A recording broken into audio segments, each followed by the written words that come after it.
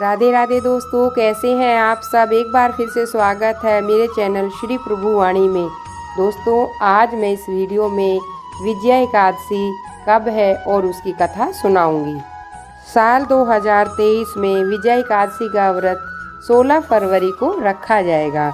आइए सुनते हैं कथा।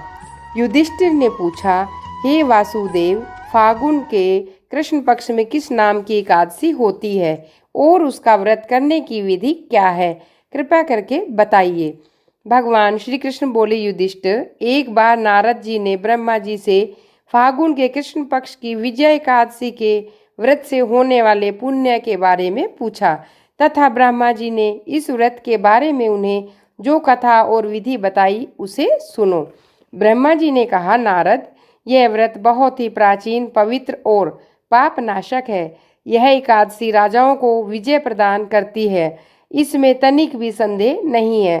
त्रेता युग में मर्यादा पुरुषोत्तम राम श्री रामचंद्र जी जब लंका पर चढ़ाई करने के लिए समुद्र के किनारे पहुँचे, तब उन्हें समुद्र को पार करने का कोई उपाय नहीं सूझ रहा था। उन्होंने लक्ष्मण जी से पूछा, सुमित्रा नंदन, किस उपाय से इस समुद्र को पार किया जा सकता है? यह अत्यंत अगाध और भयंकर जल जंतुओं से भरा हुआ है। ऐसा मुझे कोई उपाय नहीं दिखाई देता जिससे इसे मैं पार कर सकूं। लक्ष्मण जी बोले, हे प्रभु, आप ही आदि देव और पुराण पुरुष पुरुषोत्तम हैं। आपसे क्या छिपा है? यहाँ से आधे योजन की दूरी पर कुमारी द्वीप में बकलानबिन नामक मुनि रहते हैं। आप उन प्राचीन मुनीश्वर के पास जाकर उन्हीं से उसका उपाय पूछिए। श्री रामचंद्र जी महामुनि के आश्रम पहुँचे और उन्होंने मुनि को प्रणाम किया। महर्षि ने प्रसन्न होकर श्री रामचंद्र जी के आगमन का कारण पूछा। श्री रामचंद्र जी बोले, ब्राह्मण, मैं लंका पर चढ़ाई करने के उद्देश्य से अपनी सेना सहित यहाँ आया हूँ। मुने, अब जिस प्रकार समुद्र पार किया जा सके, कृपया करके उपाय बताइए। मुनि ने कहा, हे श्री राम जी, फागुन के कृष्ण पक्ष में जो विजया का नाम की एकादशी होती है, उसका व्रत करने से आपकी विजय होगी। निश्चय ही आप अपनी वानर सेना के साथ समुद्र को पार कर लेंगे। राजन, अब इस व्रत की फलदायक विधि सुनिए। दशमी के दिन सोने, चांदी, तांबे अथवा मिट्टी का एक कलश स्थापित कर उस कलश को जल से भरकर उसमें पत्ते डाल दें। उसके ऊपर भगवान नारायण के स्वर्णमय विग्रह की स्थापना करें। फिर एकादशी के दिन प्रातःकाल स्नान करें, कलश को पुनः स्थापित करें। माला, चंदन, सुपारी तथा नारियल आदि के द्वारा विशेष रूप से उसका पूजन करें। कलश के ऊपर सप्त धान्य और जौ रखें। गंध, धूप, दीप और भांति भांति के नैवेद्य से पूजन करें।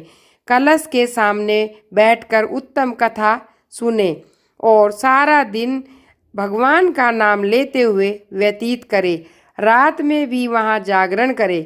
अखंड व्रत की सिद्धि के लिए घी का दीपक जलाएं। फिर द्वादशी के दिन सूर्योदय होने पर उस कलश को किसी जलाशय के समीप स्थापित करें और उसकी विधिवत पूजा करके देव प्रतिमा सहित उस कलश को वेदा ब्राह्मण के लिए दान कर दें। कलश के साथ ही और भी बड़े बड़े दान देने चाहिए। श्री राम, आप अपने सेनापतियों के साथ इसी विधि से प्रयत्न पूर्वक विजय एकादशी का व्रत कीजिए, इससे आपकी विजय होगी। ब्रह्मा जी कहते हैं, नारद, यह सुनकर श्री रामचंद्र जी मुनि के कथनानुसार उस समय विजय एकादशी का व्रत किया। उस व्रत के करने से श्री रामचंद्र जी विजय हुए। उन्होंने संग्राम में रावण को मारा और लंका पर विजय प्राप्त की, सीता को प्राप्त किया। बेटा, जो मनुष्य इस विधि से व्रत करते हैं उन्हें इस लोक में विजय प्राप्त होती है और उनका परलोक भी अक्षय बना रहता है।